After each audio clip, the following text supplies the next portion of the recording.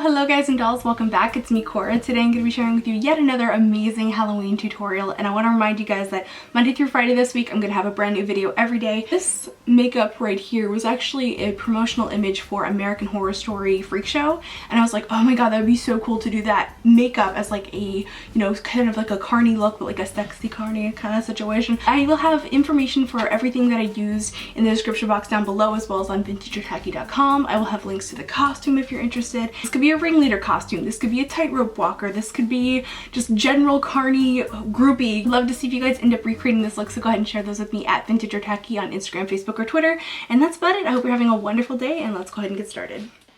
We are starting out today using the Makeup Forever HD foundation as well as the Illamasqua Skin Base in white. I mixed these two together so I could get a lighter skin tone, but not actually painting my face white. I then went ahead and set that with the Nye Neutral Set powder. This stuff's amazing. Actually, I should probably use this more often. I don't know why I don't use it, but I tend to like to use this for more theatrical makeup. I then went over that with the Hourglass Ambient Lighting powder. This one has more of like a yellow tone, so it gave my skin more of like a skin-like look to it and ends up looking fabulous in photographs. For my eyebrows today, I wanted to make them nice and black, and I wanted to use a creamy product to kind of smear it on because it's a little bit difficult to, you know, black out your eyebrows with something that's a little drier. So I used a jumbo pencil from NYX. It's very creamy. I could have just used the black from the Flash Color palette, but whatever. This worked fine, and it was actually pretty easy to paint them on with the jumbo pencil. I primed my lids today with the Nars Smudgeproof Pro Primer. This stuff is amazing, especially if you're going to be using any kind of grease paints like we're going to be using today. And then to set the base, I just put a little bit of Walk of Shame eyeshadow from Urban Decay on top. So now I'm going to be starting to sketch out the sort of Harlequin type eye. I'm starting out by just, you know, lining my eyes, as I always do, but what I'm doing is I'm sketching it out. I'm using that little felt tip liner, which is, it's kind of like a marker for your face, and I'm just sketching out the little details. I'm doing like the corner on the bottom below the eye. I'm sketching out the eyeliner part, but I'm not really filling anything in at this point. I'm just like sketching, seeing where I want everything to be placed. Now that I know where I want everything placed, I'm going to go in with the Makeup Forever Flash palette, which has such amazing pigmentation. It's super creamy and blendable. The only problem is it doesn't really set down. So, you know, you can fill things in. It's really great for painting on the face, for blending things. It's great for any time you want intense pigmentation and you want to be able to, you know, move it and mess with it and erase it or blend it or anything like that. It's really great for that type of application. And then in my waterline, I didn't want to use that flash color, so I went ahead and used my favorite waterline eyeliner, which is Urban Decay's Perversion. I then went in with the Physician's Formula. It's called the Eye Booster or something ridiculous like that, but it's a brush-tipped eyeliner, liquid liner thingy-majig. Anyway, I'm losing my train of thought. I basically use this to detail because it's a little bit finer tipped than the one from Urban Decay. It's not as black though, so, you know, again, I'm going to have to go over it and go over it. This is just what you gotta do. You know, this is what it is. Now what I'm going to do is I'm going to go in with the black eyeshadow from Makeup Geek Corrupt. This is the blackest black eyeshadow I own. And I'm just setting all of that cream makeup because otherwise it gets greasy and creasy, and actually it still creases a little bit, but you know, this is kind of one of those deconstructed dark circus looks, so it, you know, it works. And then I just using that same eyeliner just to detail and clean everything up, make sure that the eyeliner is all finalized and crisp and perfect. Then I wanted to give a little bit of definition to the outer crease and the outer edge of my eye, so I'm just barely feathering in a little bit of that Corrupt eyeshadow. You can see I'm just like barely, I'm not even like getting it all the way into the crest of the crease. The crest of the crease, that sounds really kind of gross. Anyway, I'm then blending over that with the brush that I had the base color on earlier. Again, super soft, we just want to have that hint of the crease. So now we have the super fun times. I'm taking the Makeup Forever Flash Palette, the black color. Again, look how pigmented this stuff is. It's ridiculous. Anyway, I am just smearing that all over my lid. And you know what's weird? When I was editing this, I noticed it looks kind of like there's like an eye on my eye. Am I the only one who sees that? It's kind of creepy. Anyway, so I am going to be creating an almond shape. So again, I sketched that out first, get an idea of where I want everything placed. So I kind of, filled in the bottom part of the lid where I knew I wanted color, and then kind of detailed around the edges. Okay, that's what I want. And then I'll go ahead and start filling that in. Alright, and then again, we want to set that with the black eyeshadow. This is Corrupt from Makeup Geek. I can't say it enough. This is such a great eyeshadow. Blends perfect, super pigmented, seriously amazing, amazing, amazing. And then I took, again, the Physician's Formula eyeliner, and I'm just sketching out. I wanted to make my little tip a little bit longer, so I just sort of sketched it out, drew on my little teardrop, and then I went ahead and filled in the, sketching that I had done. If it's not 100% like, photo finish perfect, don't worry about it, because the whole point of this is to be a little bit creepy and deconstructed. So I'm just taking a little jewel and putting that on the little teardrop guy.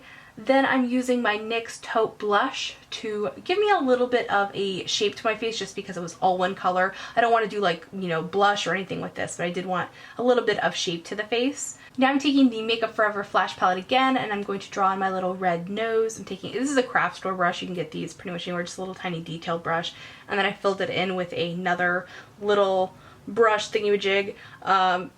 This is kind of weird, but it definitely adds to the whole circus vibe. And if I may toot my own horn, this was kind of genius what I did. Rather than adding like a white highlight, which might mix in and make it look pink, I took the corally orange shade from the palette and just mixed it on the top, and then took my finger to blend it out so that it would really look almost like 3D. Seriously, check this out. Sexy clown face. Yeah, but I mean, it actually ended up working out really well, and again, not to toot my own horn, but I'm really proud of that. And then I'm using my eyelash torture device to curl my lashes, and a little bit of mascara. This is the Urban Decay Perversion. It's very, very black, which is what I wanted for this look. And now I'm going to put on a pair of lashes. This is the Ardell Demi Wispies. Famous lashes. They're just cult classic, basic, perfect. They go with every look, and that's why I use them all the time, because they're amazing. And they're cheap. A little bit of Perversion in my inner rims, and now I'm going to go in with Ben Nye's Thick Blood, and I'm very excited about this, you can see. So I just took a Q-tip, dipped it in there, and it's like this like thick jelly kind of consistency. So I'm just using that almost like a stamp to stamp the blood all over in somewhat of a random pattern. I had somewhat of an idea where I wanted to shape everything. You'll see me sometimes kind of look back at a reference photo. I had this idea. I was taking it a little differently than the reference photo. I know I wanted to do it like a little more higher up on the eyebrow area than they originally had it. But yeah, I really kind of went for it. You just kind of go in and you start doing like crazy stuff and take a second and look at it and go, okay, do I want to add more? Yes, no, maybe so. All the way to Mexico. So yeah, you just play with it, and it's really, really fun. And this Thick Blood stuff is actually pretty cool, and it does dry down, which is really nice, so your face doesn't stay like goopy or gross or anything. So that's pretty cool. I was pretty excited to play with that, and I want to play with it more. It was fun to play with dried blood. Just adding lots and lots of goopy, gory grossness. It's kind of a maze. Ugh, I love it. For my lips, I'm using the MAC Crimson Lip Mix. This is a product that's kind of similar to like a lip tar, but it's more of like a lipstick-like texture, but it's very, very pigmented, so it's a little different from a traditional lipstick as well. If you guys would like, I can do a comparison video between lip mixes and lip tar if you're interested, so go ahead and let me know in the comment section down below.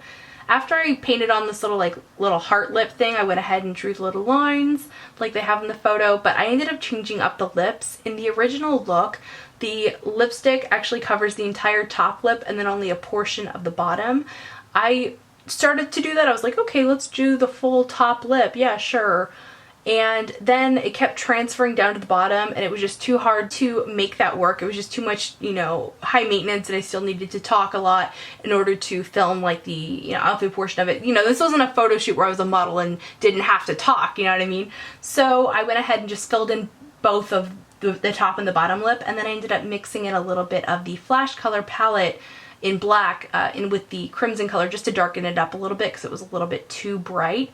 And then I took a little bit extra of the Flash Color black and added that just on the inner portion of my lower lip. It makes it look super creepy. I love it.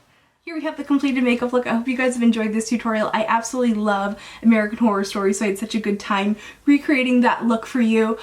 Just love, love, love. I kind of am sad that I have to take this off, to be honest with you. I want to go out in public and scare children right now. And you guys that I'm going to have a new video up every day, Monday through Friday this week, so much Halloween goodness coming at you. It's going to be kind of ridiculous. I'm excited about it. Are you excited about it? Let me know in the comment section down below. I also want to invite you to follow me on Instagram, Facebook, and Twitter, where I will share more photos of looks. Also at vintageotaku.com there's going to be a full list of products and photos and all kinds of cool stuff, so definitely check out my blog. I'll also have that link below. Links to costume and all that will be in the description box, and I think that's just about it. Hope you're having a wonderful day, make good choices, and just be yourself. See you, bye!